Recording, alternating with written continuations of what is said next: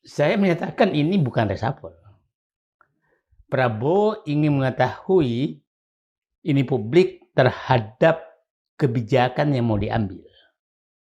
Baru ini menentukan arah reshuffle nanti akan seperti apa.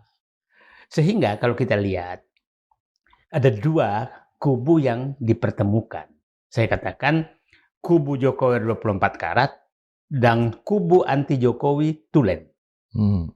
Nah, kubu yang anti Jokowi tulen itu digambarkan oleh Jumhur Hidayat. Jumhur Hidayat kita harus tahu, Jumhur Hidayat ini adalah tokoh kami Koalisi Aksi Menyelamatkan Indonesia yang sangat anti kebijakan Jokowi karena berhal. Yang kedua, dia komandan Anies Baswedan. Dan dia dipenjarakan hanya 1 tahun hanya karena Twitternya tentang Omnibus Law. Nah, Omnibus Law. Jadi Prabowo ingin menyampaikan ke Jokowi, aku sekarang ingin bersama orang-orang lurus yang simbolnya adalah Sagan. Nah, Jumhur. Di waktu yang sama, dua tokoh oposisi yang selama ini sangat keras terhadap Jokowi diundang ke istana. Sagan dan Nainggolan dengan Jumhur dengan Rocky Gerung. Itu kan menunjukkan sinyal, aku bersama orang-orang lurus yang selama ini sebenarnya pendukung saya yang ada di luar. Nah, di pihak lain ada Jokowi 24 karat. Ada 3 yang dilantik hari itu. Satu adalah Hasan Hasbi yang ditarik lagi masuk, Hasan Hasbi. Yang kedua Kodari yang ditarik lagi menjadi menggantikan Angga Prabowo, yang istilah saya anak kandung Prabowo digeser.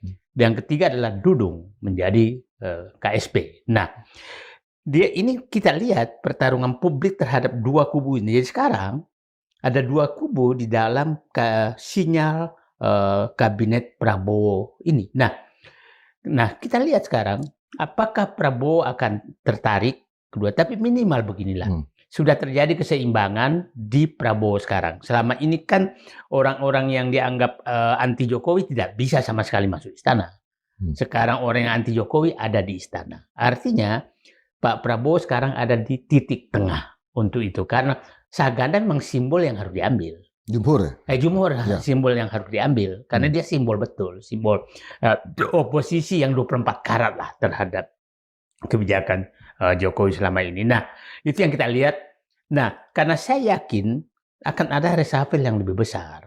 Ini sepertinya Prabowo dia ingin hanya mengambil itu. Jadi ini adalah ingin mengetahui yang kira-kira publik terima sinyalnya kemana sehingga diambil. Saya yakin itu. Jadi itu saya kasih teman-teman. Itulah keberanian Prabowo memproklamirkan kepada Jokowi, Pak Jokowi, mohon maaf, saya sekarang juga ingin bersama dengan orang-orang lurus yang hanya memberikan bangsa dan negara selama ini dan mengorbankan kepentingan pribadinya. Itu simbolnya adalah Jumhur. Jumhur ini dipenjara oleh waktu Pak Harto, dipenjara oleh Jokowi gitu kan, dan konsisten berjuang dengan ini. Jadi jangan orang mengecilkan Jumhur, saya katakan karena ketua Serikat Pekerja bukan itu. Nah, itu simbol oposisi yang konsisten untuk memikirkan bangsa dan negaranya. Nah, kita lihatlah, Bung Indra, kalau Pak Blip nggak paham, bayangkan namanya waktu dia kepala Badan Tenaga Kerja Asing itu, BNPT, itu kekayaan pada saat masuk 2,2 miliar, Jumhur Hidayat. Pas keluar 5 tahun menjabat, malah minus 3 miliar lebih. Nah, itu orang seperti sementara menteri-menteri yang diangkat dari Jokowi, coba bayangkan. Mohon maaf, Pak M. Kodari, kita berteman, tapi akal sehat saya tidak masuk akal. Karena saya nggak pernah bisnisnya apa, atau kekayaannya 261 miliar. Itulah kontradiksi antara Jokowi dengan anti kebijakan Jokowi.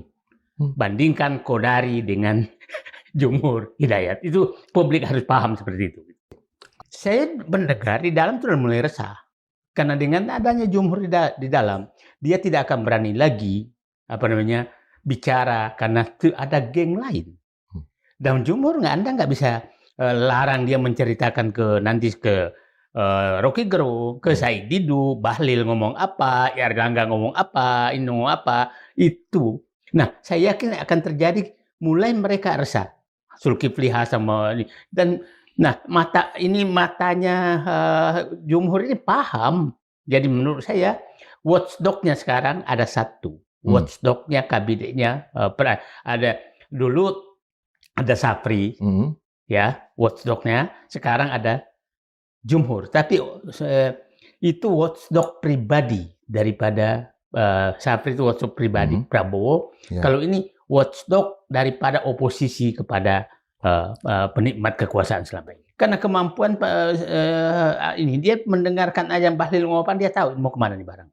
Ya kan. Jadi jadi Pak Presiden Prabowo udah paham nih. Nah, dia udah tahu juga bahwa ini kok geng Jokowi makin geng Solo oligarki Parcok juga berpikir dengan adanya Saganda Jumhur mudah-mudahan Saganda nanti masuk juga lah.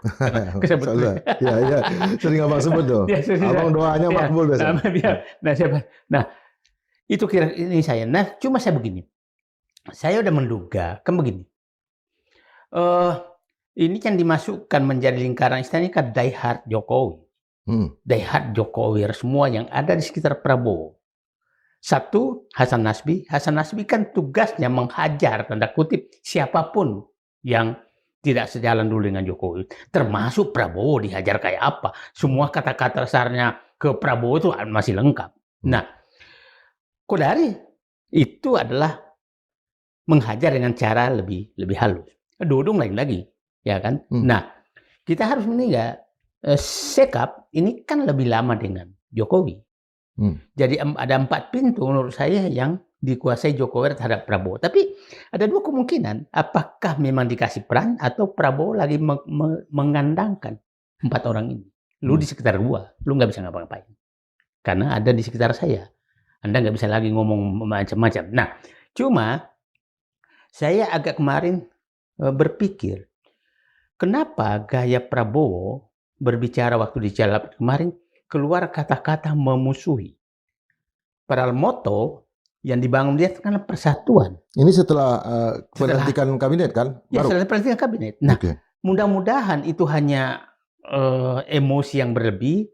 Nah, jangan sampai ini, karena ini kata-kata yang mana nih Bang? Yang menyatakan yang mau kabur aja.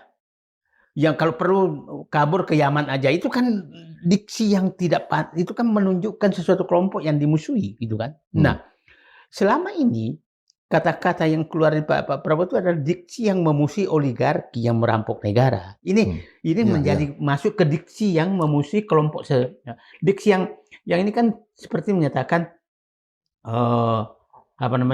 saya akan tertibkan pengamat. Itu kan diksi memusuhi orang-orang ingin berbicara dengan baik. Jadi kemarin mendiksi memusuhi satu kelompok tertentu dengan menyebutkan kata Yaman.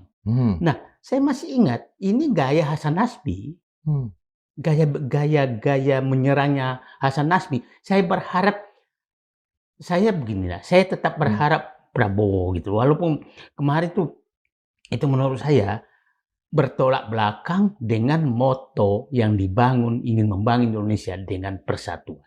Itu yang saya agak mudah-mudahan ini pertama dan terakhir mengeluarkan kata-kata gaya Jokowi. Bukan Jokowi loh. Jokowi itu selalu saya katakan saya orang kampung, orang siapa, tapi anak buahnya tahu menafsirkan itu. Menafsirkan kata-kata kampung itu, maka menghajarnya seperti itu. Nah, artinya Yaman ini kan identik dengan kanan kan? Ya. Kelompok kanan, Islam kanan. Ya. Nah, ini padahal yang selama ini mendukung 24 Karat itu kelompok itu yang mendukung Prabowo. Nah, coba kita contohlah yang paling kanan kita anggap simbolnya Habib Rizik. Ya. Habib Rizik tidak pernah mengerti Prabowo sampai sekarang kan. Tetap menaruh harapan ke Prabowo. Tapi dengan kata-kata itu mereka loh kayak begini sekarang kok. Simbol Yaman itu ya simbol kanan. Jadi, saya bilang begini. Yang terakhir kan langsung viralkan. Seakan-akan Sapri akan membuka ruang udara. Oke. Saya udah dapat sehari sebelumnya saya kok kayak begini, tapi saya paham betul Pak Safri tidak akan melakukan itu. Nah, terus ada yang mengkapitalisasi, yaitu Menlu.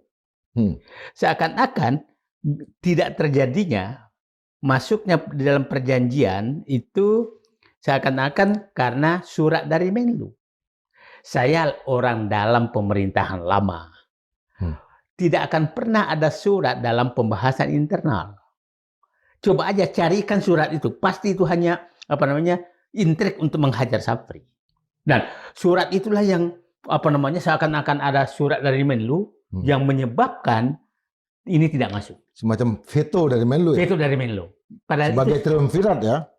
Nah, itu saya menyatakan ini sepertinya sudah ada persaingan faksi di sekitar Prabowo.